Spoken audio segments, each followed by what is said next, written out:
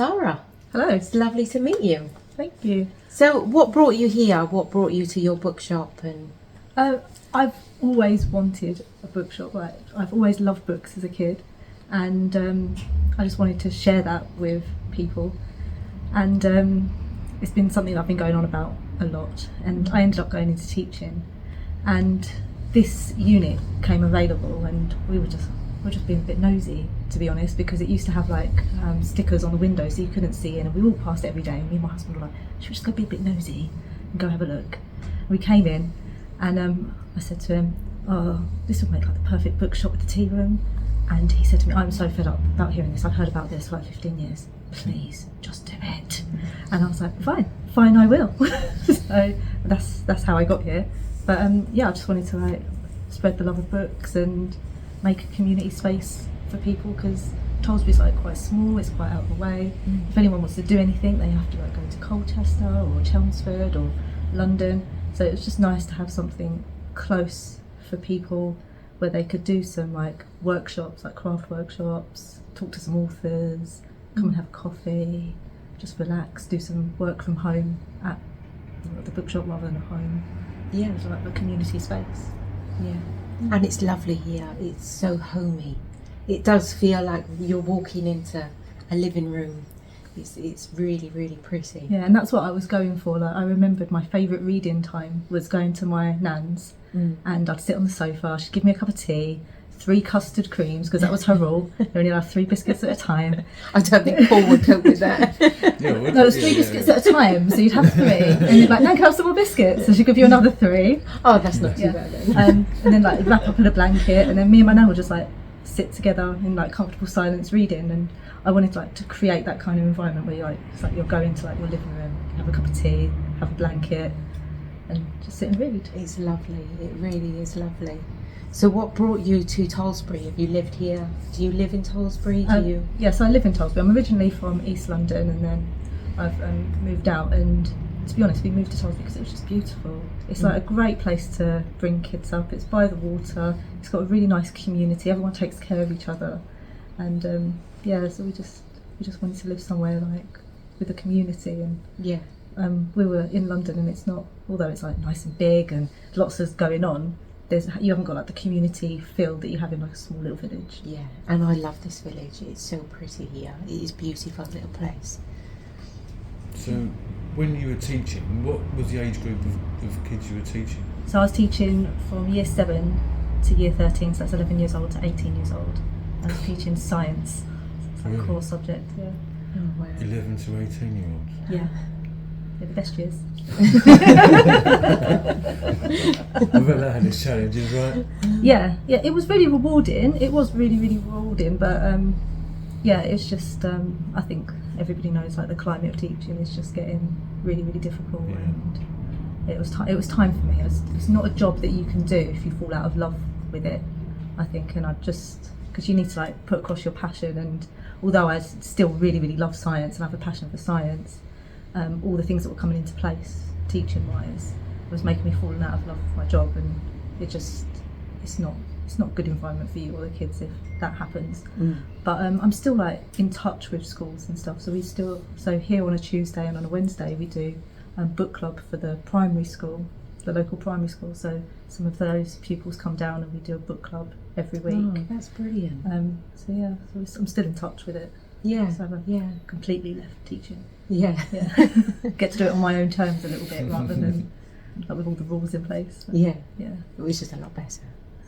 So when did you open up this place? So we opened in July this year. Oh really? So it's brand new and shiny still, yeah. Wow. Well, it's doing well. I've heard so much about this shop, and I have from other people, up in Malden Town, and a lot of people have said, have you been to the Book Nook yet? And obviously working a lot and doing the podcast, we don't really get much time to get around. But it's, so when you opened this, was it as it is now? Have you had to do much to it? Obviously, I guess you put a lick of paint on and... No, I didn't even put a lick of paint on it. Oh, really? We wanted to make it so it felt like what the community was already used to. We didn't want to, because the community's like cute and everything's quite oldie, and so we just wanted to leave it as it was. So we haven't done anything to it. We've just put in bookcases, and all the furniture you see is all donated by the community, so it's like made by the community for the community, which is really nice. So so Tollesbury's like invested in it as well. It's like, well, that's my sofa, that's my chair, that's my table. So there's a little bit of the whole community in your shop, which is lovely. That's what you need, isn't it? Yeah, it is, especially in a little place, a little village like this. It's having that investment from the community gives you kind of, I think, a little bit of confidence that it's going to work, and people have that investment into it. You know it's going to be this little standalone shop, but everyone's just going to keep walking past, and no one's going to come in because they've got a reason to come in, haven't they? Really? Yeah, it's the support. Yeah, and that's what you need from so. Smaller communities. Yeah. You know, especially like Tollesbury and Malden, you need that support from other people. Yeah. Which seems as though that's what you have, which is great. Yeah. So when you go about setting up a bookshop, then what's the process? Where do you find all of these amazing books? I mean, I guess some are brand new. You've got the used and area over there. So what's the process for choosing your books? So the used area, I started with, I need to have a whole of my books at home, so I got rid of a ton of my books at home because I've just got too many, which my husband was very happy about because he was just like, now we've got some space for stuff in our house. For more books? For more books, yeah. He doesn't know that yet, but yes, there will be more. Another wardrobe. And then people just started going, do you take books? I was like, yeah, I'll take books in. So I took books in. Darcy School, they had a clear out of their library and they didn't want to like chuck them down the tip, so they said, will you take some of these books? So I took some of those books in, and that was really good. The hardest bit is the new books section, because as you can imagine there are thousands upon thousands of books to choose from. And I just had to sit there at wholesalers and just go through a ton of books and just choose, and it was so hard because obviously you know what you like, and you'll look at a book and you'll go, oh no, that one's rubbish. You're like, oh, but I think it's rubbish, but that doesn't mean that somebody else doesn't love it, and that's their favourite book. So, and then that makes it even more harder. And I actually enlisted my sister-in-law to help me, and after like 2 days of going through all these books, we established that we have the exact same book taste, and it wasn't helpful at all. So then I decided that all the books were going to be like a year old. So we'll try not to get anything like that's more than a year old, so they are like new. That way, when people come in, they're usually going to be books that they haven't actually seen before because they're all just coming out all the time. I give them like a bit of a read, and if it reads well, then I get it in, regardless if I like the story or not, because it might not necessarily be my kind of book, but it might be for somebody else. Yeah, so that's how I choose. Yeah. So we've had a look around, and there is such a big variety of different books that you can get here, from Greek mythology to fantasy to I think Pinocchio. Pinocchio. You've even got Disney books up here, and me personally, I am a massive Disney fan. So anything Disney, I'm there. Yeah. And there's such a huge variety of different books for so many different people. It must be hard to cater for. You've got an age range from 4, 5, 6-year-olds to 96-year-olds, and you've got a lovely space here, but you're not a massive store where you can put everything in. So picking and choosing must be quite a. Do you just think, well, we're just going to do that genre, and that one, or is it a bit for everyone? It's a bit for everyone, so it's just like a mixed bag, and I just try and keep it as various as possible. But also we do like mail order, so if there's something that you really want, we can order it in for you, and it usually comes next day or the day after. So. Oh wow! Oh, that's brilliant. Yeah. Didn't realise you could do that. No, because a lot of people these days they forget about these little gems, the little shops, and they'll buy it online, or they'll go somewhere else, like to the big chains, and it's these little shops that people need to be going to. You can actually sit here and have a cup of tea and read the book that you've just thinking bought. that you can literally come in here and have a cup of coffee as I did, and a bit of that gingerbread cake, which I will say was spot on. It was very nice. And just pick up a book, can't you, and just chill out for an hour and just, while some time away, and it's such a lovely environment. Yeah. And if you don't want to buy a book, because books are expensive, and I think because of the time we're living in, people see it as a luxury, but you do want to read. We've got 2 bookshelves that aren't the black ones, so we've got a pink one for the kids and a grey one for the adults, and they are books that you can just pick up, sit down and read, throw a bookmark in it and come back to later. So if you have a look, there's a few books that have got like some tags in, some bookmarks in, where people come in every week, they buy a coffee, they pick up their book, pick it up where they left off, stay for an hour, put it back, and they just, you get the return customers then as well. Yeah, that's really brilliant. nice. So you get to know the community a bit more as well. Yeah, that's proper community spirit, isn't it? That really is. So are you still kind of, if people come to you and say, look, I've got 20, 30 books that I don't want to throw away, will you take on those books, or and then I guess you kind of filter through what's relevant and suitable? Yeah, so I take them all. I generally take them all on, because I don't like to waste any books. No, sure. And if they can't go on the shelf, because obviously we're limited, I've got storage space. But we also do like craft workshops. So last night we did a Christmas paper craft. So any of the books that are like really tatty and you really, really can't sell on, we, dare I say it, we ripped them up.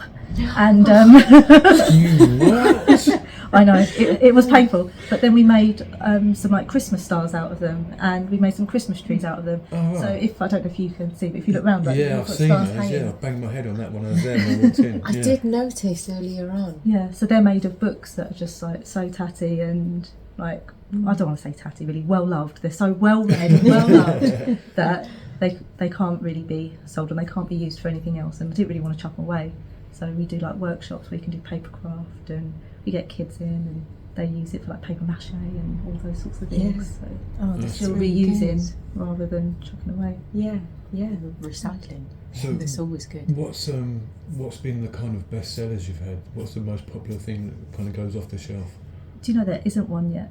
Oh, really? But then I suppose we've only been open since July, so we haven't got a really good data set. But most people just come in and go, "Can you recommend me a new book?" Oh, really?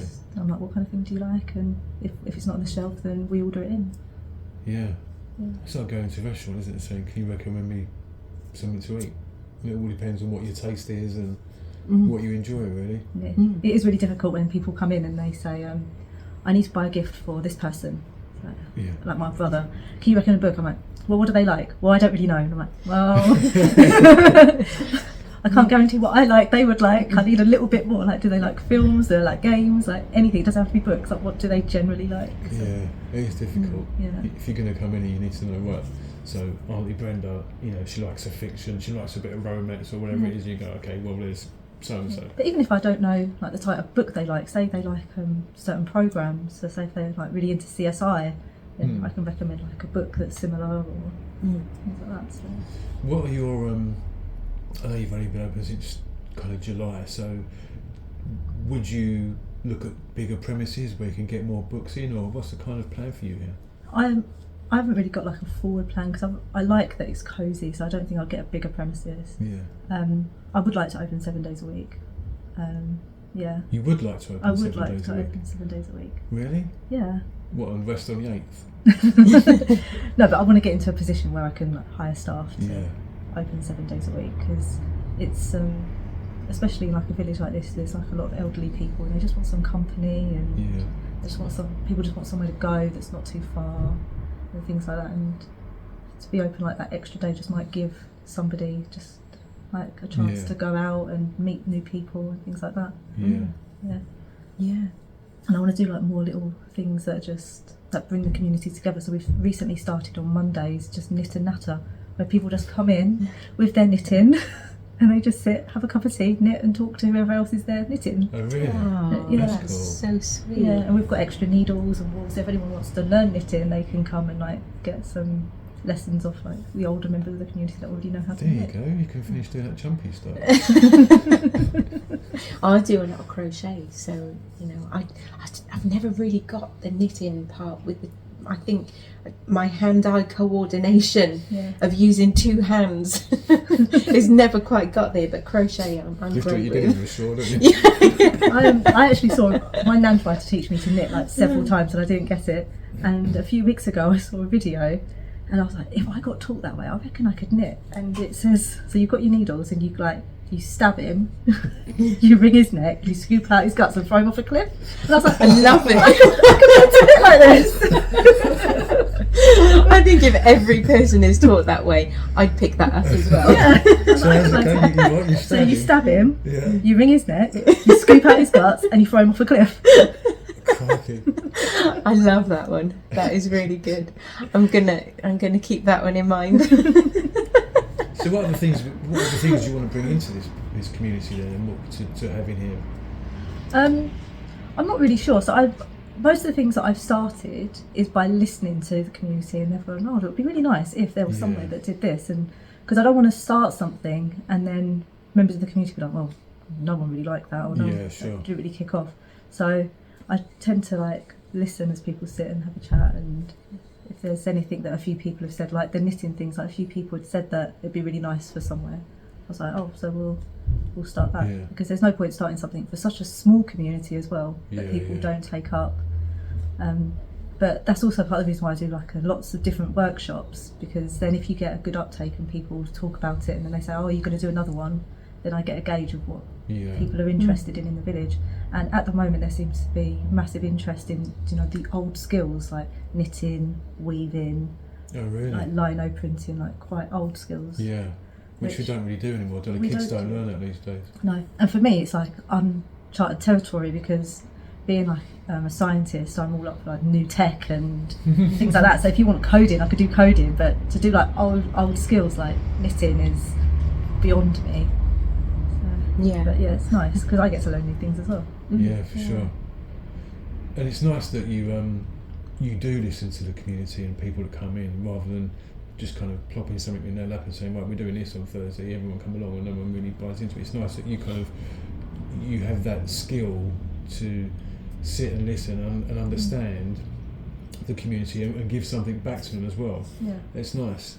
When you started this, how long before you kind of looked at it till when you opened, and what was the kind of process you went through there? What did you have to do? Do you know what I mean, just it's kind of for anyone thinking of opening up their own little store or shop somewhere? Is there a you go to the agent, and what's the kind of process with that?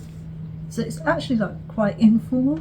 So I got the premises and that was fine, and then I was still teaching. So then it was just a case of doing bits as it came up. So I was like, oh, so what do I need? Oh, I need some bookcases, so we'll do that one first. Yeah. And now what do I need? Oh, I need some books. So that was the majority of my time.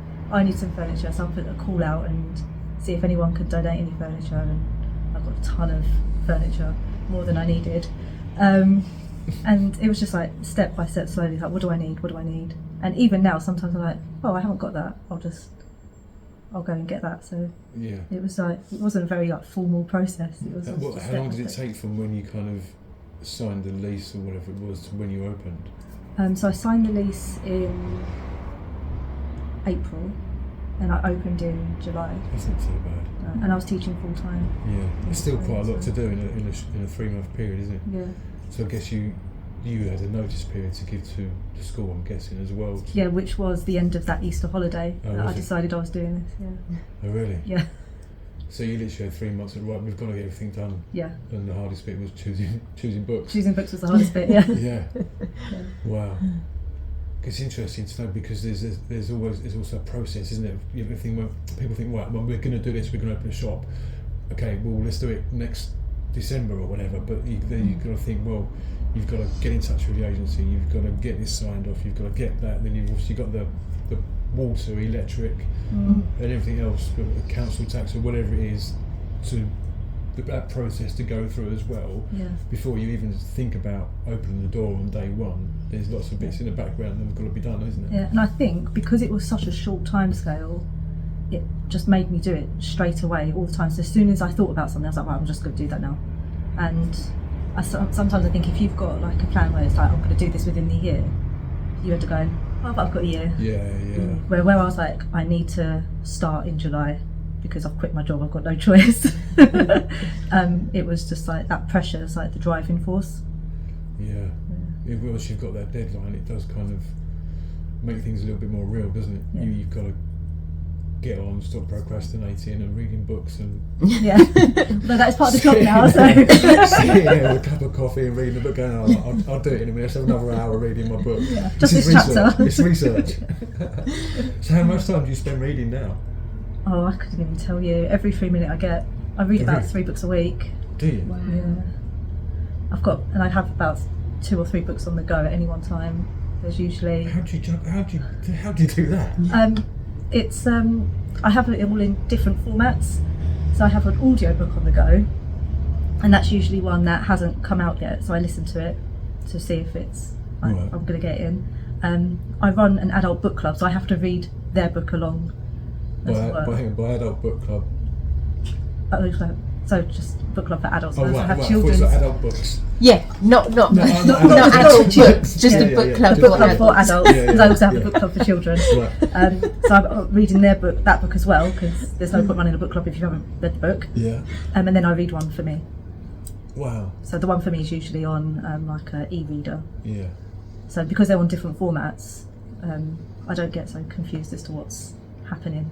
So I'm like, oh, it's the audio book, so I know it's this storyline. It's the e-reader, so it's this storyline. Wow. And I guess you've read every book in here? No. No. Not yet. No. But I think because you've got a lot of books by the same author, so like a series or a set. So I'm guessing that you kind of get a gist of what the main character's about once you've read one and the characters in. So as each story comes out in that series, you kind of know anyway, don't you? So it's gonna be suitable for someone. Yeah, and they or tend not. to follow like the same sort of pattern, especially like children's books. Yeah. They follow like the same sort of pattern, and there's like an adult series of a detective, and like that whole series like follows a very similar pattern. So Yeah. it's just, Makes your life a bit easier, doesn't it? yeah. Getting the one-off random ones that come in and you think, oh, this is like 450 pages. Right, cup of coffee, where do we go from here? Well, let's start at the beginning. You've got to kind of read the whole thing. Do you ever read is it the back? What's the bit at the back? Or the blurb. Yeah, on it tells you what it's all about. Do you ever read that and go, Do you know, annoyingly, more recently, the blurbs aren't on the back, it's like reviews, and it says like, there'll be like a quote, and it'll be like, by someone from The Guardian, and oh, really? So- Oh, I noticed that Yeah. a book that I bought recently, I was trying to find out roughly what the book was about. So I'm looking through, looking at the blurb, looking at the back. And it is all just reviews, and I couldn't actually find, I still bought the book, but I couldn't actually find what it was about. So yeah, but I know a lot of people, and I'm one of them that do it as well, I go to the last page first, and I read the last page, What? and if I enjoy the last page, I'll read it from but the then you beginning. know how it ends. No, she's got Not a terrible memory. necessarily, not all the time, but I kind of read the last bit of the book, and then if I find that good, I'll go to the front and I'll read all of it. We had a customer come in who swore by reading page 67. 67. 67? Yeah, there's a lot of people that Really? have their funny little quirks Yeah. when they're reading. Have you got anything like that? No. You just Just read read it. Yeah. Yeah. Why 67? I don't know. I guess it's like a lucky number, you know. I Like guess that far into the book, the characters would have kind of Develop. evolved Yeah. and you kind of get a better understanding. Yeah. yeah, That's random, isn't it? it is. Yeah, It's a really there's- random number, yeah.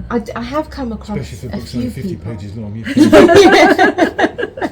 Yeah, I've come across a few people that do exactly the same, and you know, I've come across authors, and they're like, "How could you do that? You know, how could you?" And it's like, but it's something that I've always done. I've always gone to the last page first. Yeah. I suppose more Yeah. people are going to be doing stuff like that if you start taking the blurb off the back of the book. Yeah. They're going to want to read little parts of Yeah. it just to get a feel of what what the book is about. Yeah, it's just strange, isn't it? Page Yeah. 67. I'm just sitting there thinking, why 67? It's a random number. Yeah, it is quite random.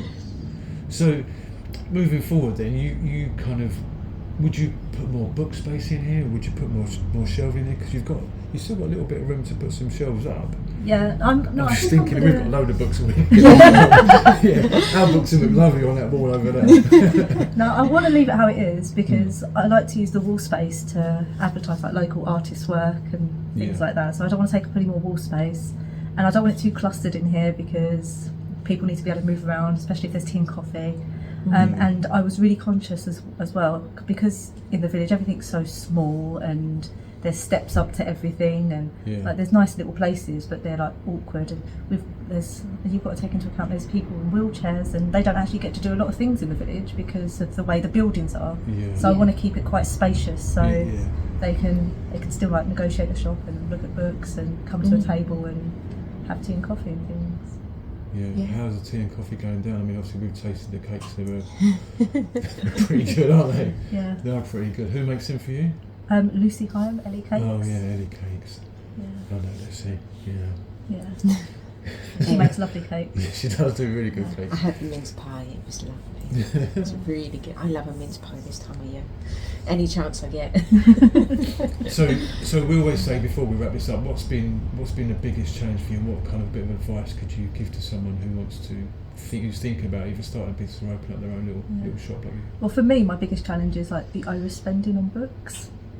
Because a new book comes out and I'm like, oh, I like the look of that, let's get that. Oh, I like the look of that, let's get that. And I'm like, you've got to stop, because otherwise you're going to end up with no money. Because obviously you get them in quicker than they come off the shelves. So that's been my biggest challenge. I think it's just, I think my advice would be like, just make sure you keep like an eye on your stock and your numbers, because I think it's easy, especially if you're doing like tea and coffee, to like lose track of like what you're actually like selling and things like that. This is going to be the first Christmas for you that you don't get a book for Christmas. Yeah, probably. If you've had one for years, this will be the first time. You're actually going to get like a pair of socks. Pair of socks and a link set. So before we wrap this up, do you want to let everyone know how they can find you, how they can contact you, Facebook, website, whereabouts? Yep. So we're on Facebook as the Book Nook Tollesbury. We're on Instagram as Book Nook Tollesbury with full stops in between each word. Yeah. I tried Threads, but I didn't get on with Threads, so I gave up on Threads. Still don't know how it works. I don't understand it. We're on TikTok as well. Right, the Book Nook Tollesbury on TikTok as well. And we have a website where you can look at all the events that are coming up, like the workshops and any little clubs that we have. You can order books, you can get audio books on there as well. Okay. What's that? What's the website address? Oh my goodness.